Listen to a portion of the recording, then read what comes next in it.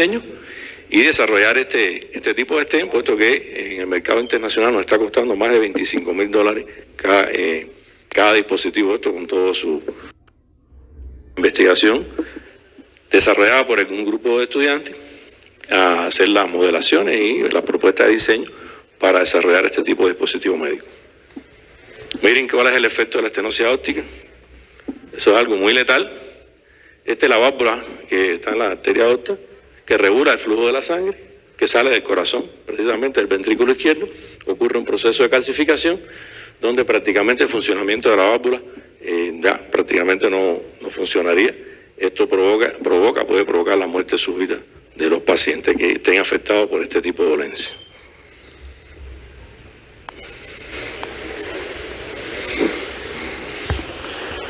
Disculpen. Aquí tenemos un stent que es patente de la Ewasapi, que es de celda cerrada y expandible con balón. O sea que ese stent se coloca y luego se expande con el balón en el lugar donde está la arteria afectada. Yo les voy a mostrar un video que es de la Edward Sapien para que ustedes puedan apreciar cómo es que funciona este dispositivo. Por favor, el video. This is an animation showing transcatheter aortic valve replacement through the transfemoral approach using the Edwards Sapien 3 transcatheter heart valve. The heart's main function is to pump blood to the rest of your body. The heart contains 4 valves. Normal valves have 2 or 3 flaps of tissue called leaflets that open and close like gates to control the flow of blood through your heart. It's important to know that if you have aortic stenosis, your aortic valve narrows due to calcium buildup. This prevents the valve from fully opening, which blocks blood flow from your heart to the rest of the body. As a result of the reduced blood flow, the body does not get the oxygen it needs, which can lead to symptoms. Aortic stenosis is a progressive disease, which means it gets worse over time. It's typically measured as mild, moderate, or severe. The only effective treatment for severe aortic stenosis is to have your aortic valve replaced. Today there are 2 options for replacement: open heart surgery or less invasive transcatheter aortic valve replacement, also known as TAVR. During the TAVR procedure, you may be placed under anesthesia. Once under anesthesia, a small incision will be made in your leg, where your doctor will insert a short hollow tube called a sheath into your femoral artery. Sometimes, as a first step during the TAVR procedure, balloon aortic valvuloplasty, also known as BAV, is performed in order to open your narrowed calcified valve. Once the sheath is in place, your doctor will guide a catheter with the balloon on the end of it up to your aortic valve. Once the balloon catheter reaches your aortic valve, the balloon is inflated to open your narrowed calcified valve. The balloon catheter is then deflated and pulled back from the aortic valve. During the next step, your new transcatheter heart valve is crimped onto a delivery catheter, which makes the valve small enough to fit through a sheath, so it can be delivered to your heart. Using a special type of X-ray, your doctor will guide the delivery catheter carrying the new valve through the sheath and up to your aortic valve. The balloon of the delivery catheter is inflated with fluid, expanding the new valve within your diseased valve, pushing the old leaflets aside. The balloon is then deflated and the delivery catheter is removed, leaving your new heart valve in place. The frame of the Edwards Sapien 3 transcatheter heart valve is strong and will use the calcified leaflets of your diseased valve to secure it in place. Once in place, the Sapien 3 valve begins functioning immediately, with the leaflets opening and closing to pump blood to the rest of your body. The most serious risks of the TAVR procedure are death, major stroke, major vascular complications, and life-threatening bleeding. If you or someone you know has severe aortic stenosis, Only a TAVR heart team can determine which treatment option is best for you. Ask your doctor to refer you for a TAVR evaluation. To find a specialized heart team at a TAVR center near you, visit newheartvalve.com. Continuamos con la presentación.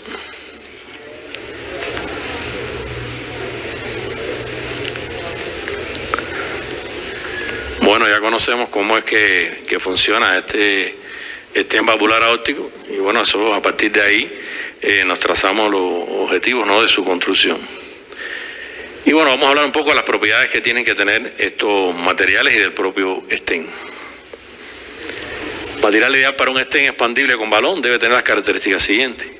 Bajo límite elástico, esto permite que se deforme plásticamente, además permite su navegación a través de las arterias. Alto módulo elástico, o sea que él tenga un mínimo estrechamiento después que se retira el balón y que se endurezca por deformación en frío para que él conserve la forma después que se ha deformado. Este es un concepto, esto es una propiedad que tienen los materiales metálicos cuando son deformados por debajo de su temperatura de recristalización. Eso es muy conocido en el comportamiento mecánico de los materiales metálicos sobre todo. Los materiales que son más recomendados para fabricar estos stents es la aleación cobalto-cromo y el acero inoxidable al cromo 316L, es muy conocido. Nosotros nos proponemos trabajar con este porque es mucho más accesible desde el punto de vista económico para nuestro país, ¿no?, para las condiciones económicas nuestras. Es con el que vamos a hacer las modelaciones. Las propiedades físico-mecánicas en general que debe tener un stent: que sea flexible, que sea navegable, que sea radio opaco para ser detectado por los rayos X, resistente a trombo, resistente a la corrosión, biocompatible, buena expansión, elevada fuerza radial, cobertura circunferencial, área superficial baja y compatible hidrodinámicamente. Fíjense que ese dispositivo que parece tan sencillo tiene que reunir todas esas condiciones. O sea que realmente es bastante complejo, ¿no? Aquí tenemos algunos de los parámetros que la Food and Drug Administration controla para que este stent realmente pueda ser utilizado. Hay que tenerlos en cuenta necesariamente y les voy a mencionar algunos de ellos. Debe tener flexibilidad, debe tener rigidez radial,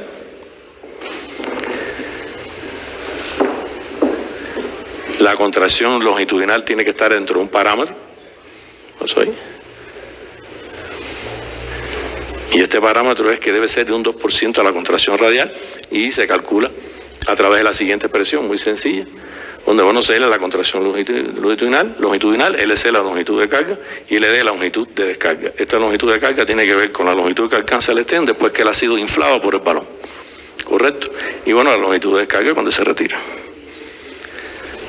El forward shortening no se calcula utilizando la siguiente expresión, y esta expresión viene dada por la relación que existe entre la longitud inicial que tiene este stent cuando se fabrica y después que él se coloca en la arteria.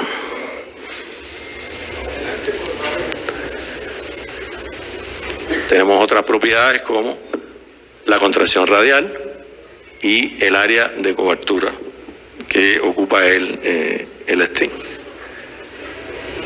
ya colocado en la arteria.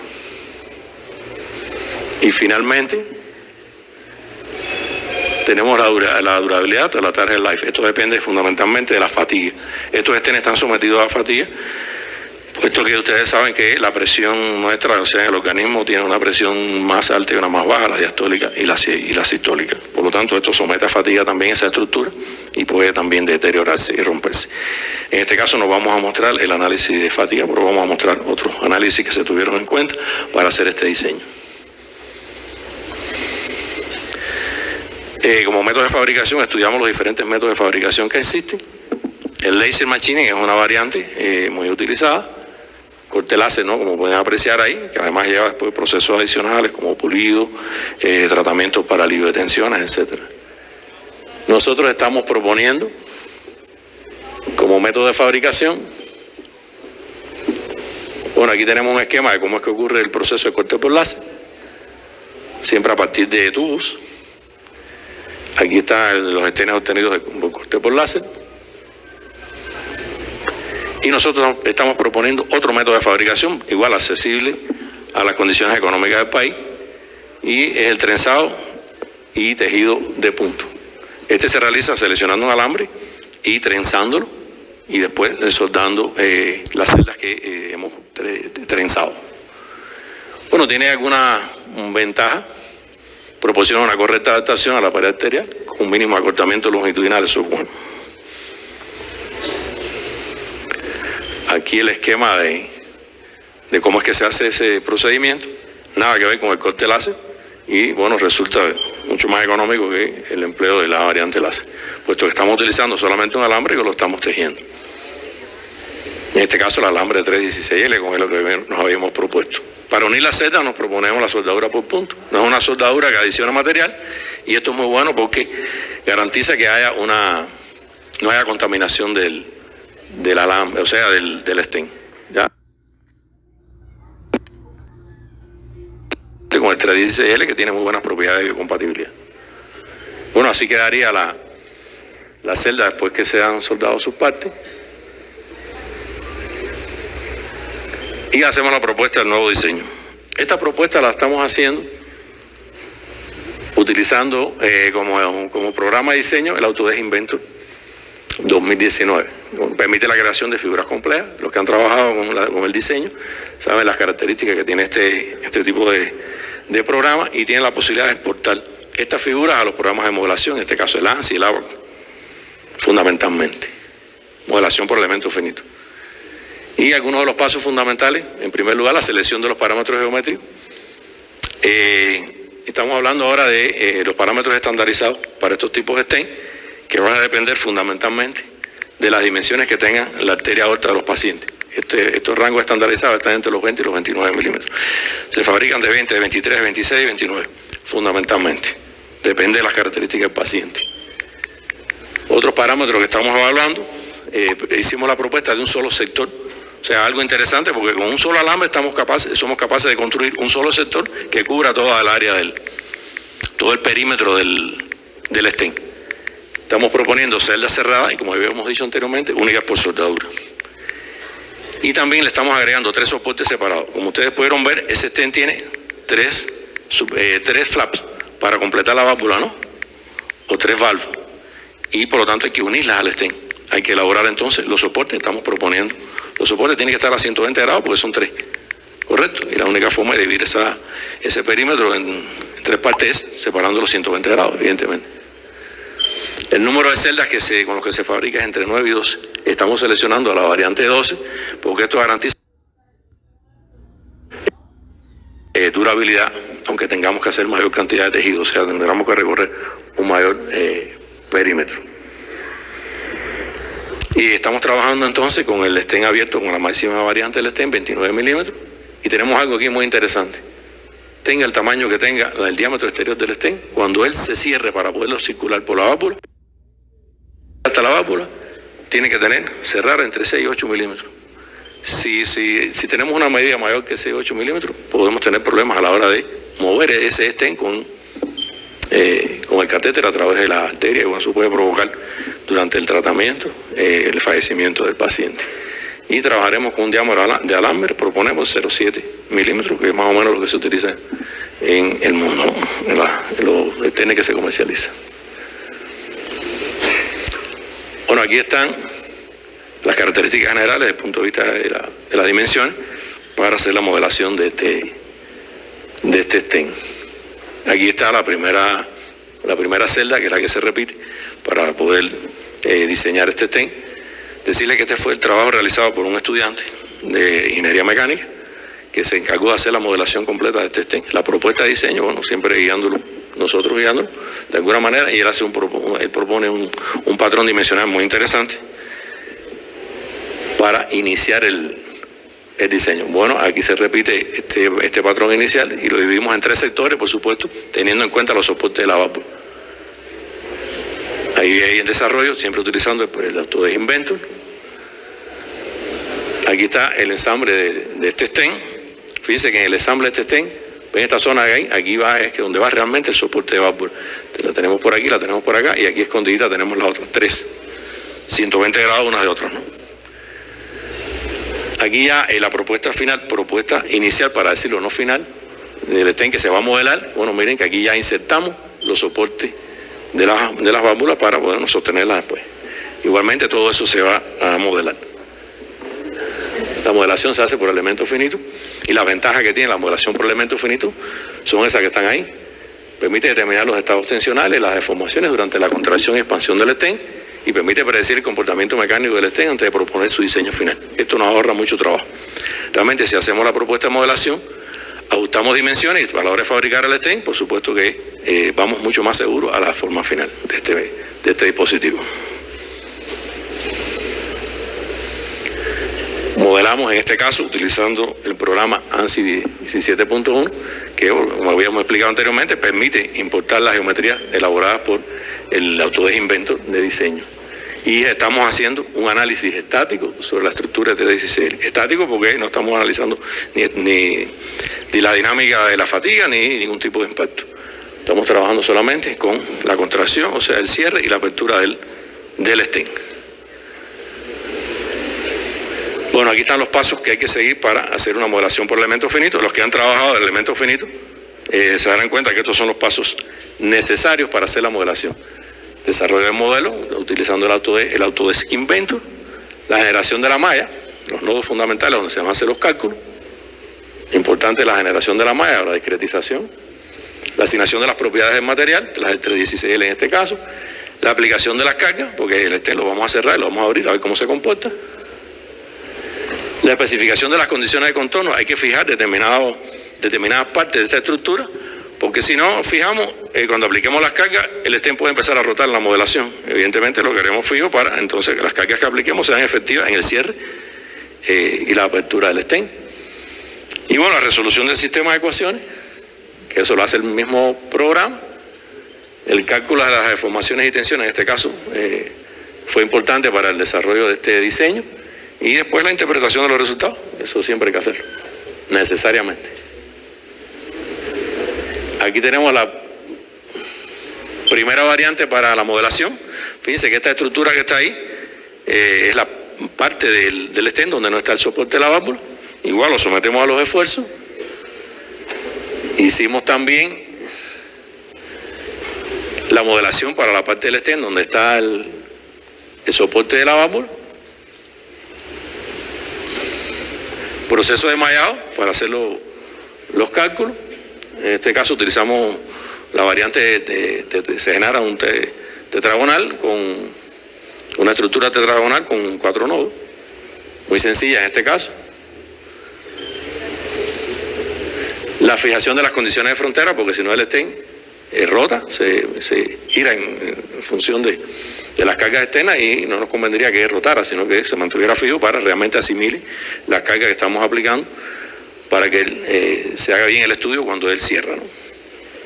Aquí tenemos la fijación de estos parámetros, de esta parte del estén, aquí el de soporte y la aplicación de las cargas. O sea, hubo necesariamente que aplicar las cargas para ver cómo es que se deformaba y qué valores de tensiones aparecían.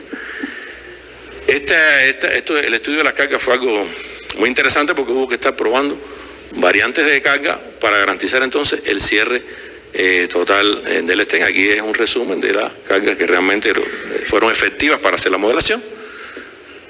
Sin el soporte, con el soporte, y aquí tenemos el resultado del análisis de tensiones. Para la variante donde no está el soporte, fíjense que las tensiones equivalentes las evaluamos siempre con relación a la tensión máxima del material. Aquí la tensión creció un poquito del 316L porque consideramos las condiciones de endurecimiento o de fortalecimiento a partir de la deformación plástica en frío. ¿Correcto?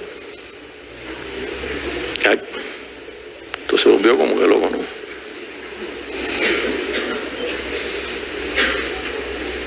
Disculpen.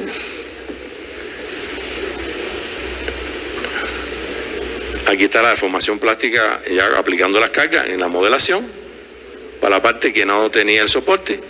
Aquí la modelación para obtener las tensiones equivalentes en presencia del soporte. Aquí la deformación en presencia del soporte. Y nos damos cuenta que hubo la necesidad de modificar el diseño inicial. Esto nos lo da el programa. Y hubo que hacer las modificaciones para que él cierre realmente en las dimensiones que nosotros queremos o las que necesitamos o las que necesita realmente el stent para poder navegar por las arterias. Aquí tenemos ya las modificaciones que aparecen. Esta es la primera propuesta, la propuesta inicial, y esta es la propuesta final. Y esto realmente el programa es el que nos va pidiendo las modificaciones, ¿no?, que hay que hacer para que realmente se reduzca al diámetro mínimo posible.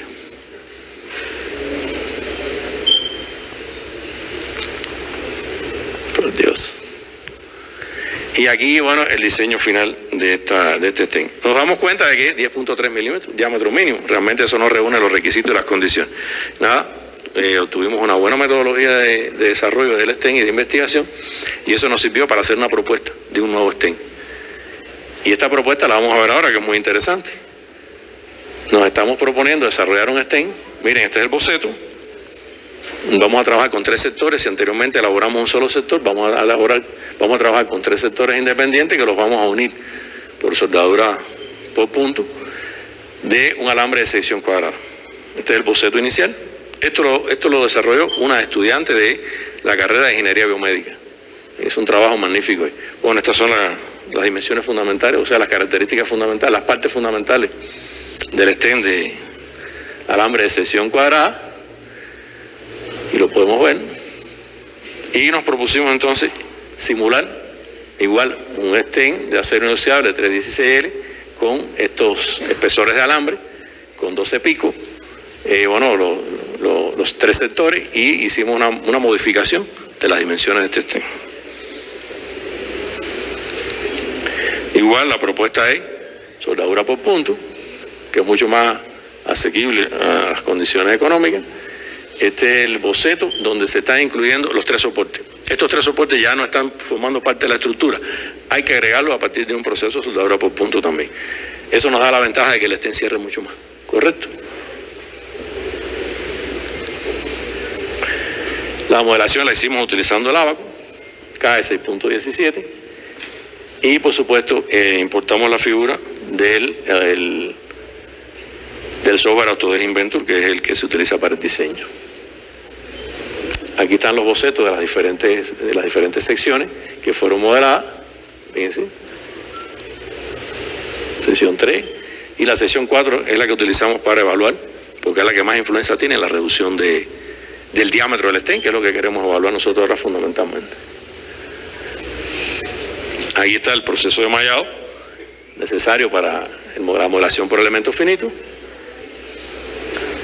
Las condiciones de distribución de carga para lograr el cierre de esa sección. Igual las condiciones de contorno para evitar la rotación de este dispositivo. Y bueno, aquí están las 4 figuras que se modelaron. O sea, de la sección número 4 tenemos variantes con 0,7 milímetros, 0,7 milímetros, 0,5 milímetros y 0,5 milímetros. Y radio de curvatura, aquí en esta región, 1 y 0,5, ahí está 5, es un error, pero es 0,5. Las 4 variantes que se modelaron. Aquí el estudio de las tensiones que surgen durante el proceso de modelación, para ver si realmente resiste el stent a los procesos de formación. Primera, segunda, tercera, ¿qué parece? Y cuarta. Ya la cuarta es esta.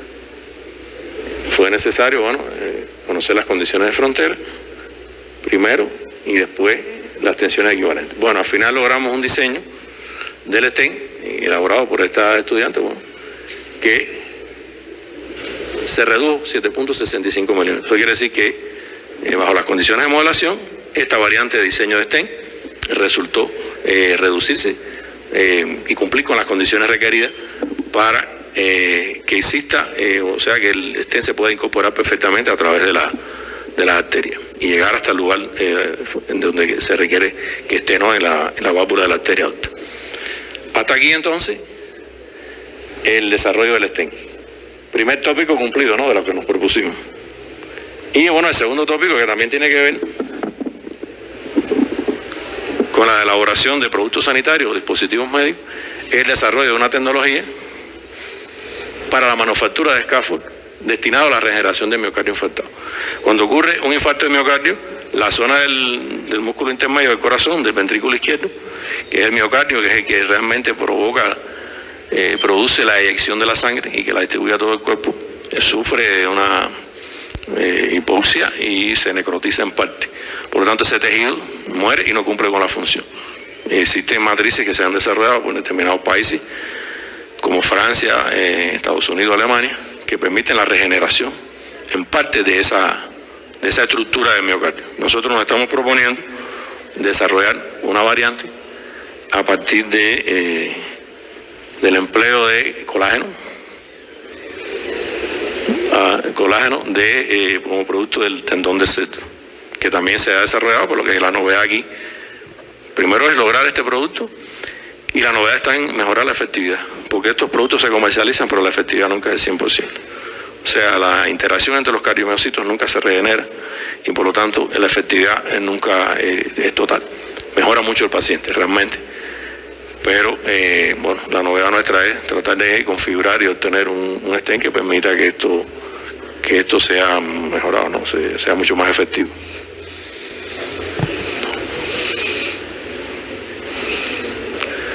¿Qué pasa esto, chico? Bueno, aquí están los pasos fundamentales para lograr la obtención de este escafo. Y trabajaremos en esta etapa como materia prima, utilizaremos el tendón del cerdo. Tendón del cerdo, obtendremos el colágeno, que tiene un alto contenido de proteína, y con esto fabricaremos la matriz extracelular. O sea, biomimetizaremos la matriz extracelular del corazón para después colocar las células madre y regenerar el tejido. Bueno, aquí están todas las etapas fundamentales del proceso de preparación. Bueno, el lavado, un corte, otro lavado, la eliminación de la acetona en el segundo lavado. Y aquí necesariamente hay que hacer la disolución con ácido acético 0,5 molar para hacer después la extracción del colágeno como tal. El tendón, bueno, tiene grasa, tiene otros tejidos que no son los que nos interesan y por lo tanto hay que lograr la purificación del mismo. Bueno, aquí están las etapas fundamentales. Se añade pepsina, eso es algo muy importante en el proceso de obtención del colágeno para garantizar que haya una buena biocompatibilidad y eliminar los terminales de las cadenas en forma de hélice, que son las que pueden provocar el rechazo del cuerpo a este tipo de colágeno como tal. Eso es necesario, eso hay que hacerlo, muy importante. Y finalmente la purificación y la obtención ya como tal del colágeno. Esto se hace precipitando la solución anterior con cloruro de sodio, se centrifuga y después se toma la parte del precipitado y se dializa para eliminar la presencia del cloruro de sodio, o sea, de los iones de cloruro de sodio. Esos son los pasos fundamentales que siempre se ejecutan para obtener el colágeno a partir de los tendones o piel, depende de la parte del animal que se designe. Importante hay que caracterizar ese colágeno obtenido para realmente saber y precisar si estamos en presencia de colágeno y colágeno tipo 1. ¿Por qué colágeno tipo 1? Hay varios tipos de colágeno, pero el corazón precisamente tiene un 80% de colágeno tipo 1. O sea que tenemos que lograr una biomimetización de esa estructura, pero con la cantidad de colágeno que se requiere. Si no, realmente no va a funcionar el proceso de regeneración. Bueno, aquí, mediante el análisis por electroforesis, corroboramos la presencia de las cadenas alfa y del componente beta, que son los que caracterizan la presencia de ese tipo de colágeno. Aquí tenemos el patrón de electroforesis, que realmente, bueno, nos dice que las proteínas, o sea, que las cadenas presentan las proteínas las cadenas tipo alfa presentan las proteínas, se mueven entre un rango como peso atómico, peso molecular, entre los 100 y los 225 kilodaltos. Y realmente eso corrobora que la calidad de ese colágeno obtenido. Bueno, ahí están los resultados. También se hace una caracterización por FTIR, precisamente para determinar la presencia de las amidas A, amidas B, y de tipo 1, tipo 2, tipo 3. Y aquí tenemos el resultado de este tipo de análisis por emisión de luz infrarroja. Bueno, aquí, como les decía, la presencia de las amidas AB 1, 2 y 3, que confirma que ese colágeno es tipo 1 y que estamos en presencia de un colágeno. También se calcula el rendimiento El rendimiento se calcula para saber qué masa de tendón tenemos que emplear para obtener una cantidad determinada de colágeno. Siempre hay una pérdida en el camino. Evidentemente, la concentración de colágeno en el tendón no es alta. Obtenemos entonces un 4.36, o sea que hay que tener una gran cantidad disponer de una gran cantidad de materia prima, en este caso de tendón, para lograr una producción de colágeno determinada. En este caso el rendimiento fue de 4.6. Y vamos a la etapa quizás más importante del proceso, que es la obtención de la estructura del andamio a partir de ese colágeno. Lo vamos a hacer, a tener mucho, y aquí están las etapas fundamentales del liofilizado. Liofilizado, un principio de separación de fase. Logramos un proceso de cristalización a menos 40 grados de la solución de ácido acético que está presente en esta masa de colágeno. Lo hacemos en 3 etapas. Bueno, una primera etapa que es en un enfriamiento. La etapa de secado inicial a bajas presiones, un secado final a bajas presiones pero a menos 10 grados. Y aquí sencillamente del estado sólido que tenían los cristales, pasamos a un estado gaseoso y entonces estamos dejando poros dentro de esa estructura de colágeno. Ya estamos en presencia de un escafo. Esos poritos donde es que se van a colocar las células madres para que ellas desarrollen su función posteriormente. Necesariamente tenemos que tener un escafo que tenga la estructura porosa y que además se interconecte, ¿correcto? Igual esto lleva un proceso de verificación de su calidad utilizando la variante FTIR para ver la presencia de las amidas que caracterizan las proteínas.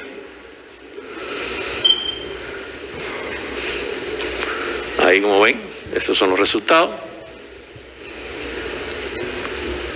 También se calcula, se determina el swelling, que es la capacidad de hinchamiento que tiene este escáfolo, o sea, la capacidad de absorber agua, mediante la siguiente expresión. No es un procedimiento complejo. O sea, la masa se coloca en agua durante 24 horas y después se obtiene la diferencia con relación a la masa que no fue humedecida. Aquí tenemos un % de hinchamiento para el tendón de 9.5. Y se hace el análisis de biodegradación. ¿Usted sabe por qué se hace el análisis de biodegradación? Porque cuando se coloca el parche en el corazón, en el proceso de regeneración, ocurre la biodegradación de ese parche de colágeno para la regeneración de la matriz extracelular del corazón. Y al mismo tiempo ocurre el proceso de regeneración, valga la redundancia, de los cardiomiocitos, donde se restauran las funciones del corazón, porque estas son las células somáticas las que realmente hacen funcionar el corazón en su contracción, que es el que permite la eyección de la sangre al resto del cuerpo.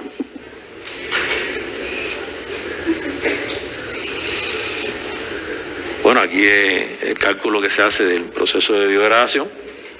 Esto se hace utilizando colagenasa o fosfato bufesalino como elemento biodegradante. Bueno, aquí está puesto el PBS, ¿no?, con sus siglas en inglés. Y aquí tenemos una estructura final, o sea, un análisis estereoscópico de la estructura de este escafo. Donde pueden apreciar un nivel de rugosidad, pero un nivel de porosidad. También donde es que las células pueden alojarse para desarrollar su función de regeneración o diferenciación. En realidad las células madre tienen la capacidad de diferenciarse. Usted puede colocar en escáfolo una célula hematopoyética de origen sanguíneo, o puede colocar una célula de origen adiposo, o las mesenquimales de la médula ósea, que son las que más se pueden utilizar en este caso, y ellas son capaces de diferenciarse en los cardiomiocitos, que son los que realmente ejecutan el proceso de funcionamiento del músculo cardíaco. Y aquí se hizo un análisis de microscopía electrónica de barrido, igual donde confirmamos la presencia de aquellos microporos que son necesarios para la adherencia, alojamiento y proliferación celular durante el proceso de regeneración.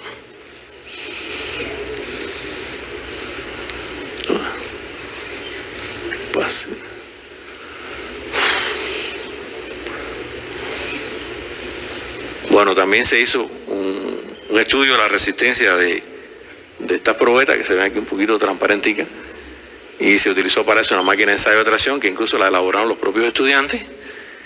Y bueno, trabajamos con una celda de carga, esa hubo que adquirirla, ¿no?, de 500 newton, y nos permite determinar la resistencia, que está alrededor de los 0,9 megapascales, que es lo que está realmente O sea, está dentro del rango de lo permisible, ¿no?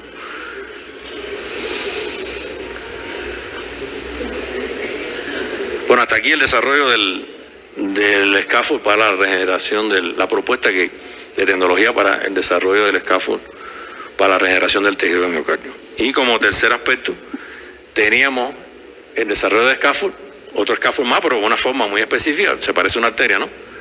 Destinado a la regeneración de la arteria aorta afectada por un aneurisma abdominal.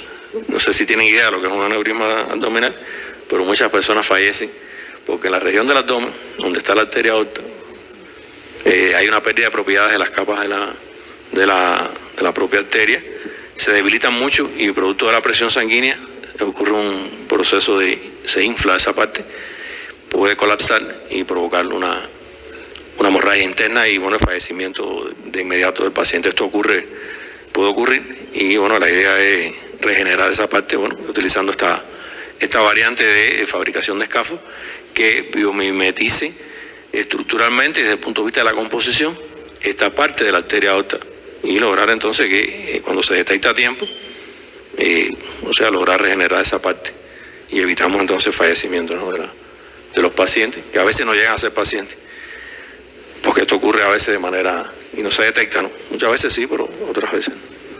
Y entonces vamos a innovar aquí un poquito, vamos a hablar de los biorrecursos utilizados. Esto es economía circular. Economía circular es cuando usted es capaz de aprovechar todo lo que se genera, en este caso de la industria cárnica. Muchas veces se desecha o se convierte en abono o algo así, pero casi siempre se logra desechar. Patas y cresta de pollo. Bueno, esto es una novedad en el trabajo. Esto es parte de un trabajo de doctorado que estamos orientando.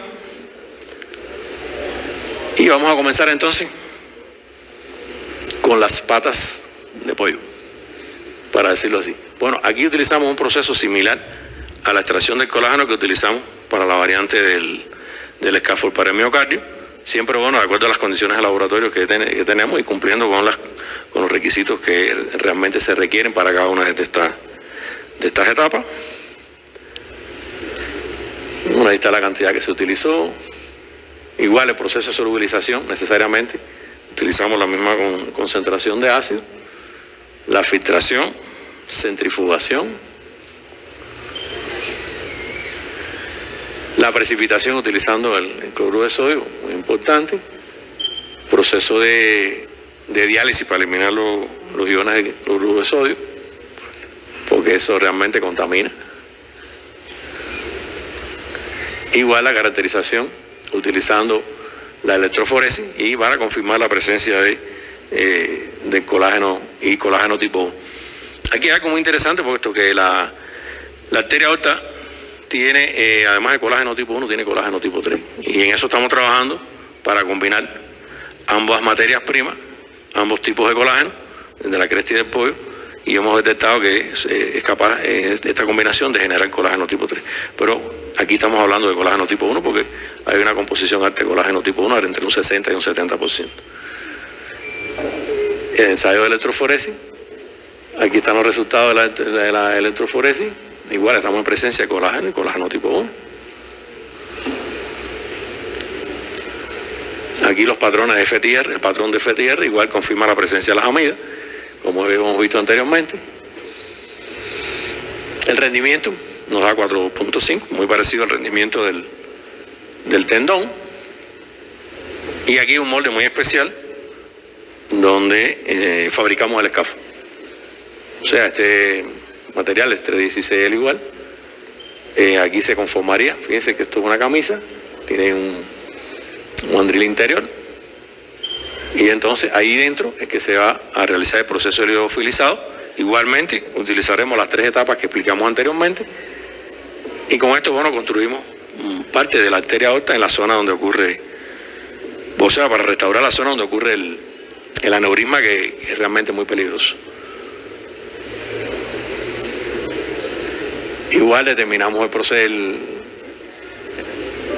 el hinchamiento o swelling, igual que lo hicimos anteriormente. Aquí el hinchamiento es 2.4. La biodegradabilidad es un 20%, aplicando la colagenasa tipo 1, el fosfato bufensalino para provocar la biodegradation. Necesariamente este scaffold se va biodegradando y al mismo tiempo va regenerando el tejido original. Aquí, bueno, no le puse la descripción de la máquina, utilizamos la máquina de ensayo de tracción porque hay que determinar la resistencia, hay que saber cuánto es capaz de resistir ese scaffold, si no, bueno, se puede romper durante el proceso de suturación, etcétera, y durante su funcionamiento.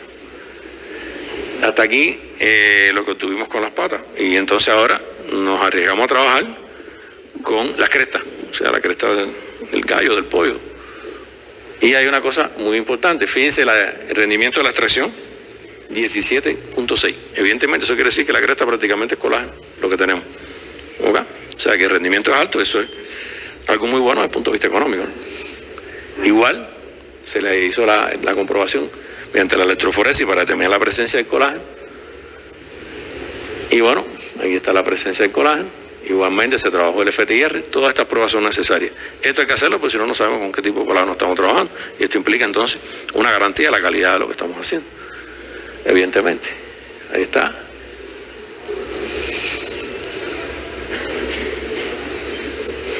Pero esto tiene un tema aquí. Y la obtención de los andamios. Aquí, en la obtención del andamio, fíjense algo muy interesante. Trabajamos con un molde, en este caso trabajamos con un polietileno. Estamos modificando las características de ese molde. Vieron que el anterior era metálico, este es un polímero, porque queremos dirigir el proceso de cristalización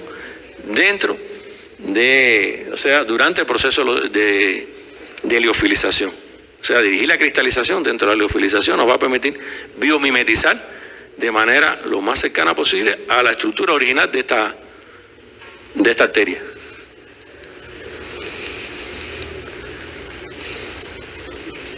Bueno, igual al scaffold se le hizo el estudio del FTIR. Aquí está la presencia de las amigas. Aquí está la estructura del scaffold, estereoscópicamente. Y ya pasamos al último. Bueno, hasta aquí el desarrollo de la arteria aorta para reparar el aneurisma abdominal. Y entonces vamos al último tópico. Ya para concluir. Tenemos aquí un pequeño video que yo, por favor, si no les molestia, muy rapidito, no dura mucho, de lo que realmente queremos afinar.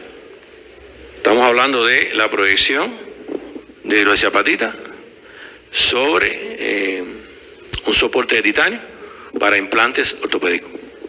Por favor.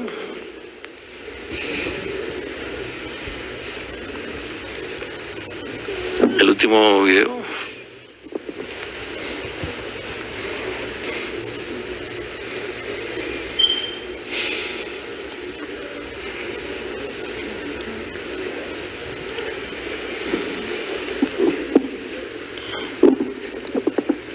El Biovac, que dice Biovac, un Biovac, no están traduciéndolo ahí. Es cortico realmente. Esto es lo que pretendemos hacer. Lograr la tecnología de proyección. Estos son prótesis de rodilla que se les agrega una capa de hidroxiapatita para lograr una mejor osteointegración. Yo tenía una musiquita ahí, no sé por qué no está. Muy bonita. Aquí está la antorcha que permite la proyección. Este es el estudio. Bueno, mira, me hicieron caso, me apareció la musiquita.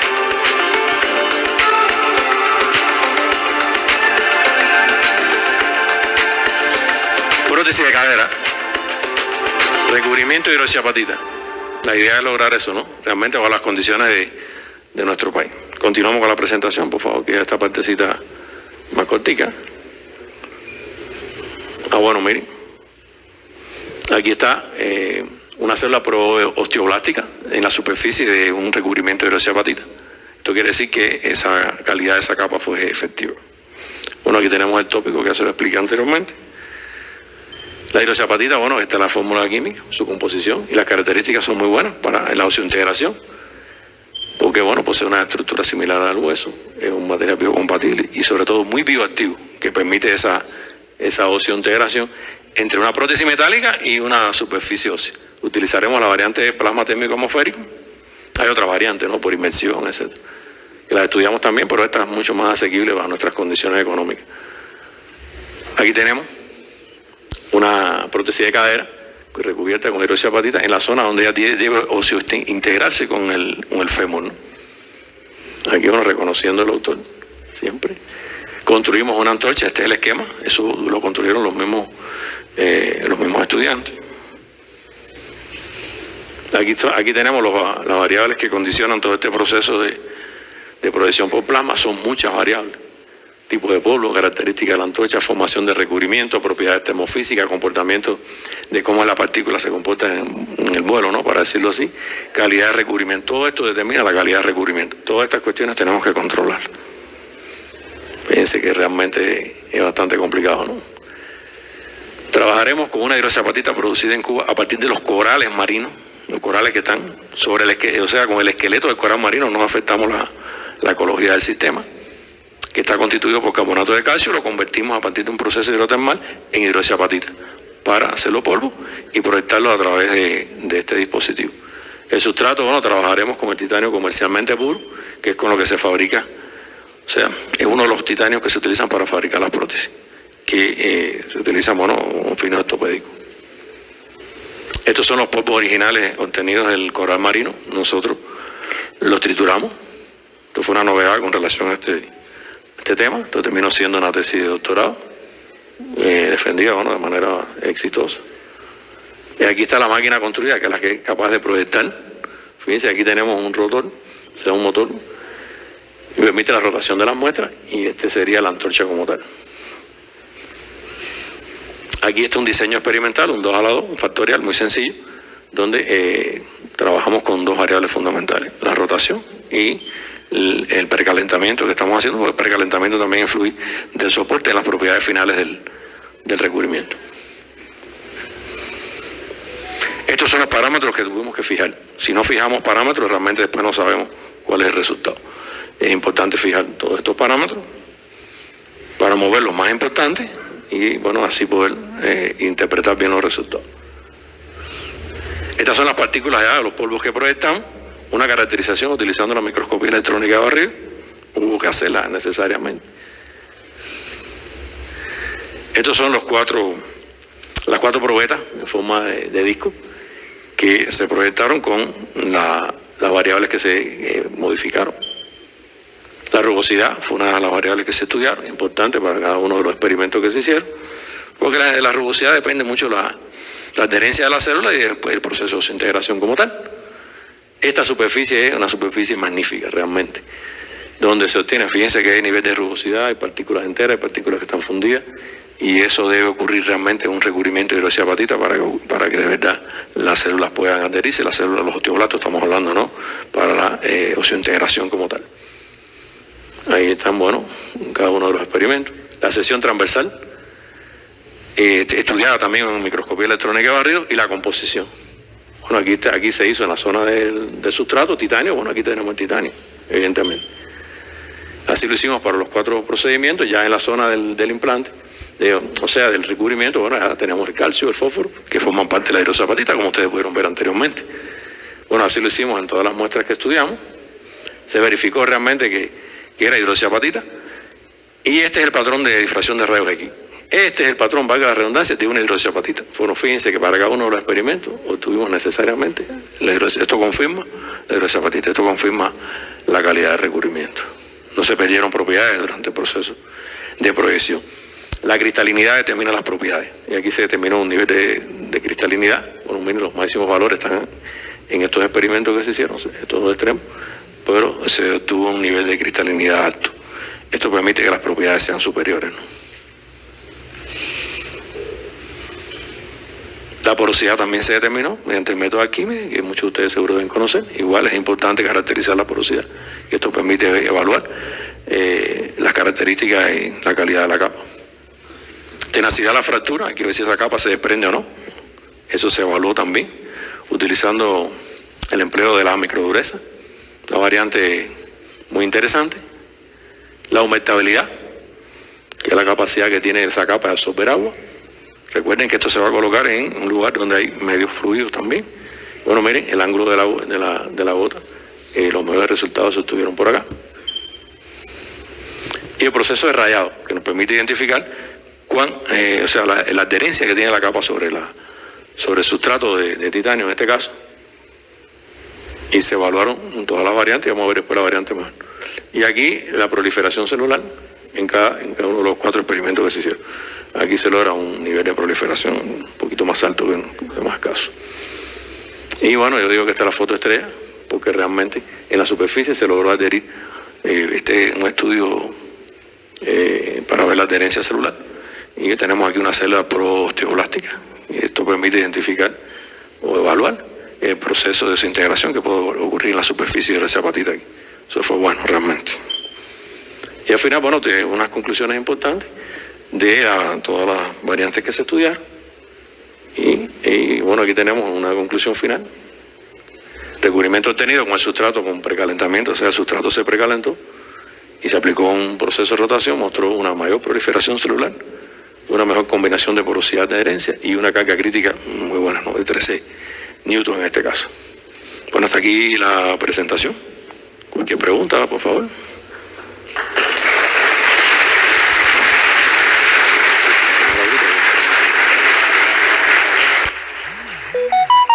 Hola.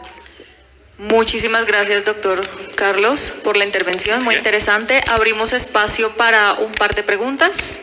Por favor, la misma dinámica, levantan la mano y les acercamos el micrófono.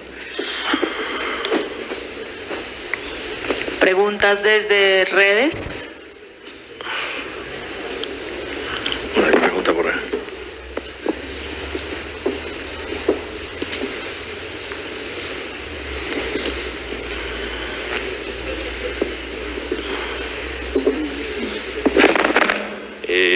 Buenas noches, doctor Carlos. Muchas gracias por la presentación. Es muy interesante los 4 trabajos que está realizando.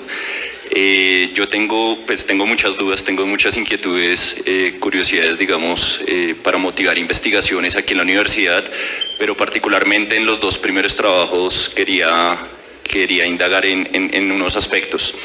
Del primero me causó curiosidad de pronto desde el punto de vista mecánico. No sé si ustedes tuvieron en cuenta en el modelo de elementos finitos análisis de fatiga porque justamente el dispositivo está sujeto a fatiga como tal, como el doctor Carlos lo mencionó. Lo otro que le quería preguntar, hay unas condiciones de frontera de desplazamiento que se señalan ahí, que están en color amarillo. No sé de pronto si nos pudiera explicar un poco acerca de esas condiciones para entender mejor el modelo. Y ya del segundo análisis, son unas preguntas un poco más de fondo en cuanto a, usted mencionaba que utilizaban particularmente células mesenquimales para poder llevar a cabo la inserción del tejido en los scaffolds.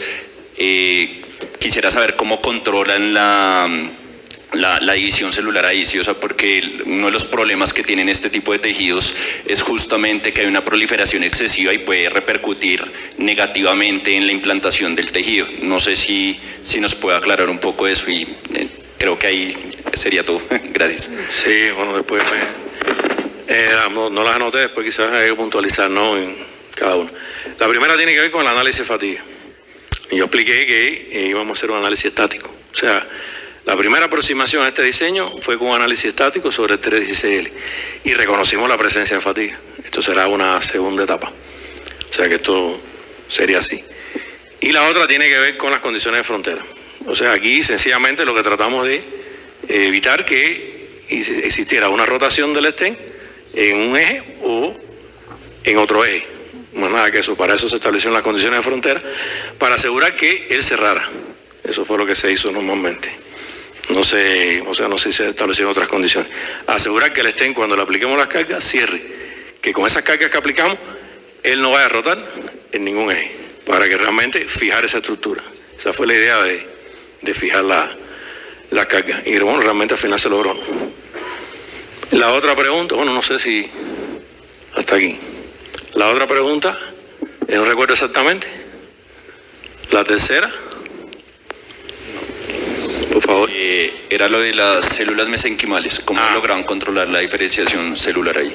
Le explico. Cuando usted revisa la literatura, la variante que se han utilizado para regenerar el miocardio infartado, la mejor diferenciación se ha logrado utilizando células mesenquimales originadas de la médula ósea. Ese es el estudio actualmente de la Magnum francesa y es lo que recomienda para hacer eso. Nosotros particularmente, nunca estas matrices logran una efectividad total, yo le estuve explicando anteriormente. Nosotros no hemos logrado todavía, no estamos en la etapa de preparar las condiciones para incorporar las células mesenquimales, que sí tenemos esa posibilidad. Hasta aquí hemos llegado, hasta la preparación del escafo. Estamos tratando de perfeccionar incluso la estructura del escafo, para mejorar después el proceso, no de diferenciación solamente, la diferenciación se puede lograr, pero en la diferenciación lo que queremos es diferenciación a cardiomiocitos y después lograr la unión eléctrica entre los cardiomiocitos, para que realmente ocurra el proceso de contracción de ese miocardio. Hoy eso es un reto, cuando hicimos el estudio de los retos para el desarrollo de la ingeniería de tejido, específicamente del miocardio, nos dimos cuenta de que estas células, estas matrices que se han desarrollado, tienen ese problema. Ellos no logran la interacción desde el punto de vista eléctrico. Esto se puede lograr estimulando la formación de conexina 43. A partir de las células cardiomiocitis, esa conexina 43 abre un gap, una abertura entre células y permite un intercambio iónico. Y la idea es lograr que ese intercambio iónico realmente ocurra para que haya la conexión eléctrica.